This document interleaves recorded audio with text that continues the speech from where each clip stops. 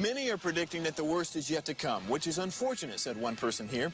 Until now, they've enjoyed the reputation of being the nation's icebox. Watched a burglar in his home this morning by webcam. As a journalist of over 25 years, stories are what make my world turn. Reporting live from the Dallas newsroom tonight, Jeff Crilley, Fox 4 News. But in 2008, I took the jump from my familiar life and started a PR firm from my home. We're talking about anyone with a camcorder like the one I'm using becomes a television network. We started slowly growing the company, and we now have over 100 clients, and we've branched into the world of live digital broadcasting. I now own 8 different TV studios and have a huge team. And the stories that I now get to share are sometimes the most important of my life. Life has a funny way of coming around full circle. This is the Jeff Crilley Show. Welcome to my show. I'm a big fan of extreme customer service, and to talk about customer service today, David Reed. He is the president and CEO of Customer Centered Consulting Group. Welcome to the show. Thank you, Jeff. Glad to be here. Well, I got to tell everybody that I wrote one book 20 years ago, and it almost killed me. You are such a prolific writer, and this isn't even all of them, is it? Got one more in the works. Hopefully get out this year. So let's talk about customer service. What's your journey? How did you get so interested in customer service? You know, I've always said it's been a passion of mine from the early years in my career. And I got degrees in engineering, but my passion's always been around the people side of things.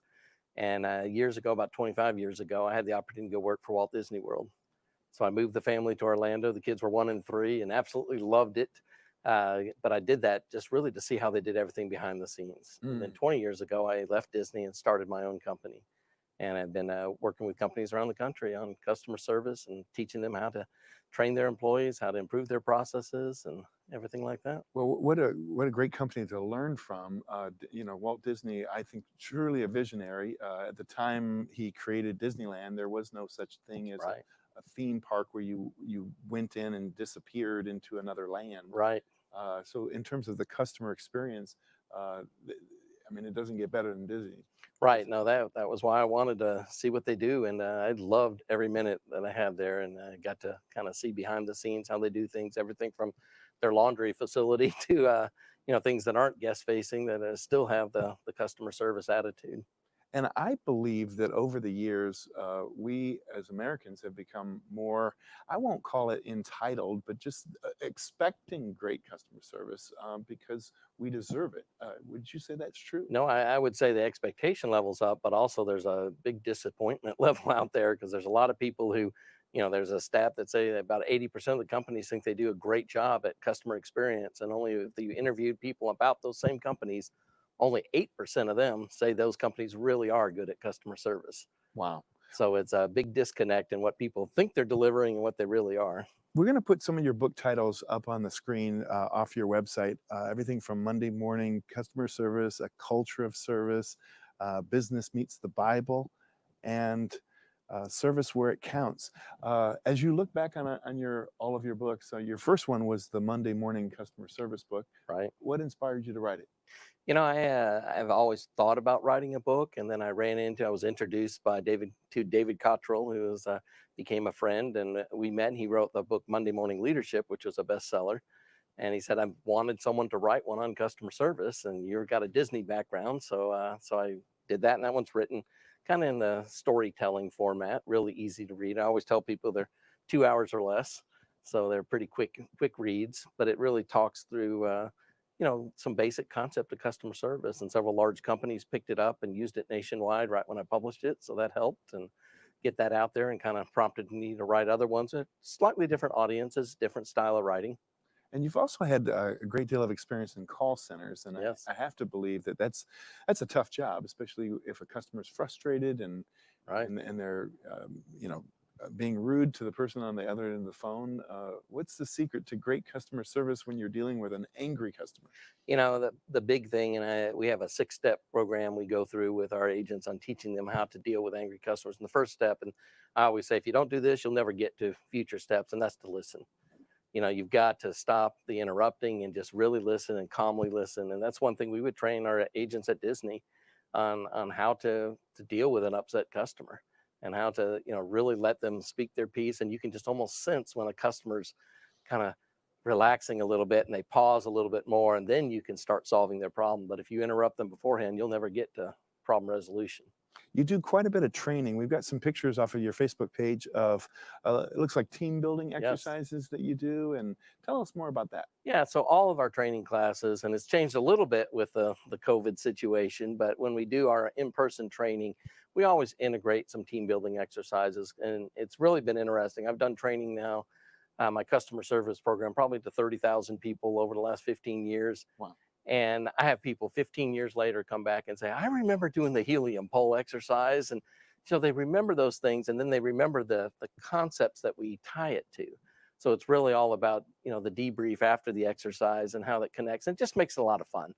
I'm not one to sit up in front of a class and lecture, and people don't like that anymore either. They want to get out of their chairs. They want to be doing things. So we do both group activities at tables as well as large activities doing some team building. David, you were telling me a story just before we went on the air about a company not too far from here that you helped. Tell that story. Yeah, so it was a national company, and they brought me in to evaluate their whole feedback program, because that's one of the big things that I work on with companies is, how do you know if you're doing a good job? How do you know if your customer service is really up to par? And so we help companies design feedback program. And it's typically, with a lot of companies, they send out a survey and it has 50 questions on it and has multiple pages. And, you and I probably get so many of those every week, and you're not going to open them. You open it and you look at it and it scrolls off the page, you're going to close it. And so what I do is help them design a more compact survey that's really going to lead to some meaningful data.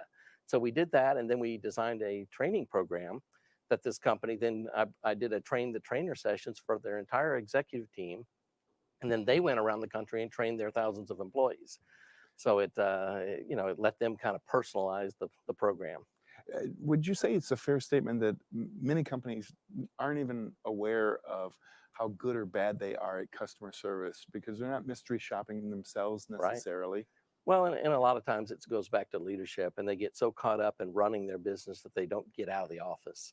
So when I do my leadership coaching and executive coaching with people, one of my big points is, you've got to at least once a week get out and go visit a customer. Right. Go see a customer, see how your products are being used. Because if you don't know that, there's no way. And, with a lot of my customers, the ideal client for me is someone who, they get it, they understand it, they just need some help figuring out how to implement. Yes. If I have to explain to an executive team why customer service is important, I tend to walk away, and I have walked away from those type of opportunities because it's just not a good fit for me.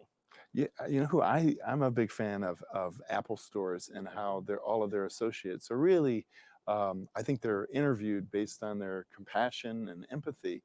Because I'll go into an Apple store and I'll be upset because my device is not working. And they'll say, Right. "Sir, let's figure this out together." And Right. This is the on button. Right. Right. Yeah, no, that is true. And empathy is one of the skills we teach, is trying to get you to put yourself in their position. Mhm. And what is that customer feeling? Because, especially with call centers, you get kind of hardened you get the same type of calls over and over again. And you, in your mind, I've heard this before. So we train people not to say that, not to even think that, but to really listen and focus on what that customer's going through, and try to put yourself in their position that, they system is down and they've got a big interview coming up and they can't even log in to, fill something out.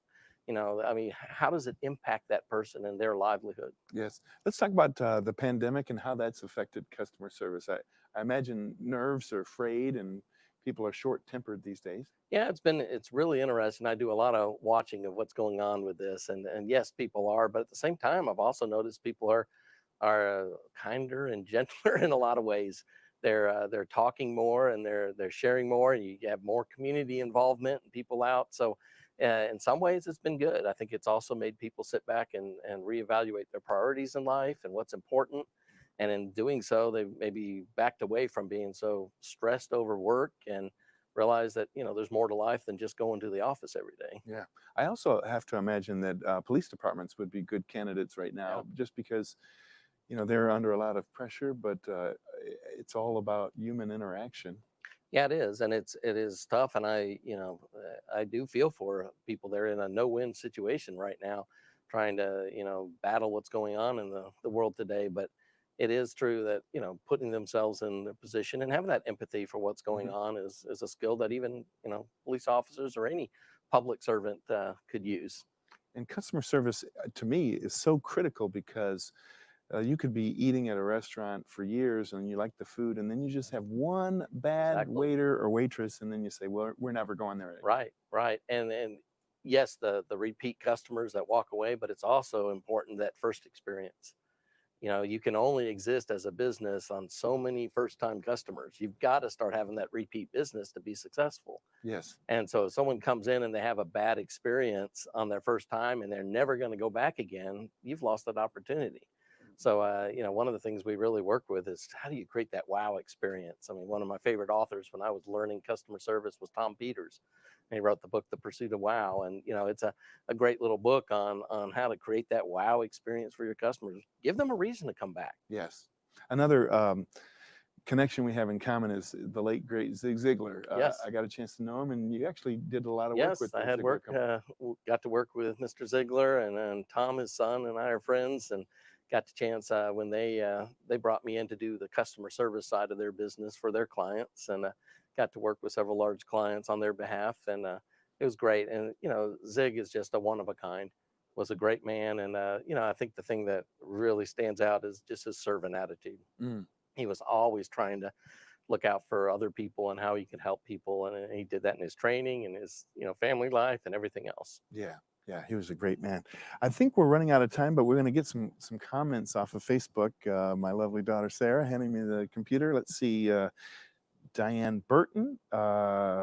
She says, hi, Jeff, long time. My daughter Sarah says, Dad, can you share your extreme customer service story, the Maxi from my reporter days? Yeah, well, let me share that if you'll indulge me. Go for it. So when I was a TV reporter, I would go to a dry cleaner, and I remember coming to this one dry cleaner and apologizing that I get a stain in my collar all the time, and it's not grime, it's TV makeup. And it just so happened the young lady behind the counter, her name was Maxie, and she says, I think we can get this out. And it's just the other places weren't pre-treating it, so they got the stain out, but that wasn't the customer service part. That was just they were doing the job I asked them to do. Maxie came, I came to visit her one day, and she looked like she had lost her best friend. She says, Jeff, I hate to say this, but Friday's my last day. I was like, really? She says, yeah. I've been wanting a raise, and the boss hasn't seen fit to give me a raise, and so I put in my notice, and Friday's my last day. I said, well, Maxie, my relationship is not with these bricks, it's with you. Where are you going? She says, oh, I'm going to another dry cleaner. It's a long way. I bet you followed her. I did. I did. I followed her. It was way out of my way. And to make a long story short, 3 weeks later, she was back at this first place because they had 900 customers in total, and 500 went with her. Which when I give speeches and get into customer service, I tell that story, and that's the story my daughter wanted me to share with you, because isn't it amazing that it wasn't really about the transfer of services. It was really I needed my Maxi fit. Right. And people will do business with the people they know and trust. So it's all about the relationship. And one thing I coach a lot of my clients on is, are you interested in that company more than just the next buck you're going to get, the next deal you're going to close?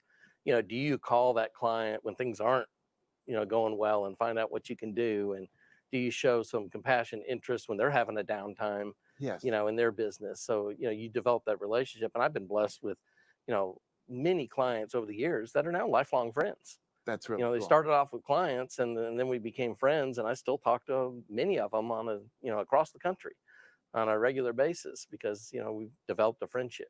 Outstanding. Well, David, you've been a great guest. We're going to put your website up. Would you give everybody the domain name as they put it on the screen? Yeah, so it's CCCG, 3 C's and a G, Customer Centered Consulting Group is the company, and then INC like incorporated.com. So CCCGinc.com. Outstanding. David, thanks again. You bet. Great being here. Thanks for having me. You bet. And that's it for now. We'll see you next time.